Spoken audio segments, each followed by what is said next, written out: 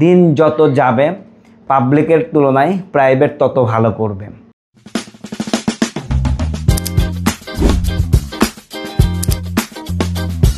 Private university কিন্তু day by day অনেক ভালো করছে, প্রত্যেকটা ভিডিওতে বলে আসছে। আপনারা জেনে খুশি হবেন ওয়ার্ল্ড র্যাঙ্কিংয়ে কিন্তু অনেকগুলো বিশ্ববিদ্যালয়, বিশেষ করে বেসরকারি বিশ্ববিদ্যালয় জায়গা করে নিয়েছে। গতকালকেই কিন্তু এশিয়া মহাদেশের একটি র্যাঙ্কিং প্রকাশিত হয় 1500টি বিশ্ববিদ্যালয় নিয়ে। সেখানে কিন্তু বাংলাদেশের 21টি ইউনিভার্সিটি জায়গা পেয়েছে, স্পেশালি প্রাইভেট ইউনিভার্সিটি।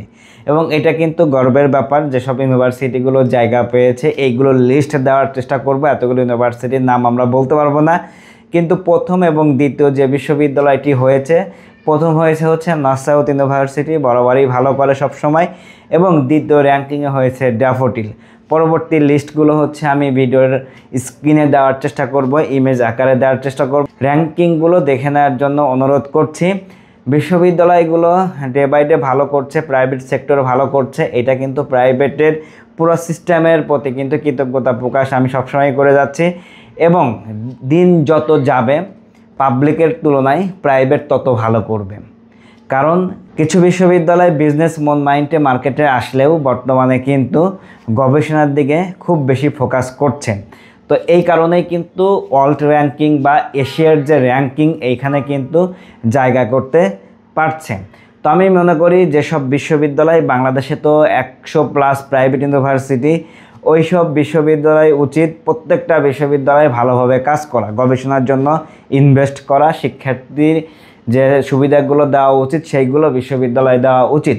বিশেষ করে কাঠামো, পার্মানেন্ট ক্যাম্পাস, বিশ্ববিদ্যালয় ট্রাস্টি বোর্ডে কোনো ঝামেলা যেন না হয় এই ব্যাপারটা খেয়াল রাখা উচিত। এবং যে কারণে র্যাঙ্কিংটা বেশি আগায় সেটা হচ্ছে শিক্ষার্থী স্টুডেন্টের একটা রেশিও। এখানে হচ্ছে পিএইচডি ডিগ্রি হচ্ছে ফ্যাকাল্টি এবং বিশ্ববিদ্যালয় কাঠামো, এবং সবচেয়ে থেকে ইম্পর্টেন্ট যেটা সেটা হচ্ছে গবেষণা। তো এখন কিন্তু বিভিন্ন জায়গায় গবেষণা বা প্রজেক্টের কাজ অনেক ভালো হচ্ছে, অলটোয়েট নাম করছে। আমি প্রথমেই বলেছি ডে বাই ডে এই র্যাঙ্কিংগুলো আরও আগাবে। বাংলাদেশে আগামী 5 বছর পরে পাবলিক প্রাইভেট কোনো ভেদাভেদ থাকবে না, একটা জায়গায় শুধু ভেদাভেদ থাকবে, পাবলিকে পড়লে টাকা লাগবে না, প্রাইভেটে পড়লে টাকা লাগবে।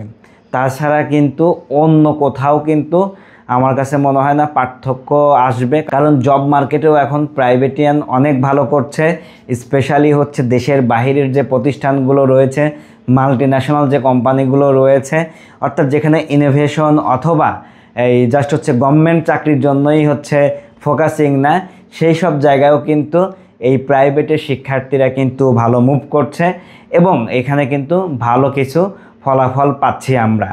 জায়ান্ট কোম্পানি থেকেও কিন্তু পাবলিকের তুলনায় প্রাইভেটের শিক্ষার্থী রেশিও কিন্তু ভালো। সব কথাই বলতে গেলে প্রাইভেটের ভবিষ্যৎ ভালো। তোমরা চোখ বন্ধ করে যারা প্রাইভেটে পড়ার ক্যাপাবল তোমরা কিন্তু ভর্তি হইতে পারো। আর ভর্তি হওয়ার জন্য যে কোনো পরামর্শ, যে কোনো ইউনিভার্সিটির রিলেটেড সঠিক ইনফরমেশন জানতে চাও, আদনান ব্লগে SMS করতে পারো। আমাদের যে রেজিস্ট্রেশন প্রসেস রয়েছে, মাত্র 199 টাকায় রেজিস্ট্রেশন করলে 1-to-1 শিক্ষার্থীদের সাথে কিন্তু আমি কথা বলি। ইতিমধ্যেই অনেক শিক্ষার্থী রেজিস্ট্রেশন করেছে, আপনারা ভিডিওতে দেখেছেন, এবং কিছু শিক্ষার্থী কিন্তু অ্যাডমিশন নিয়েছে।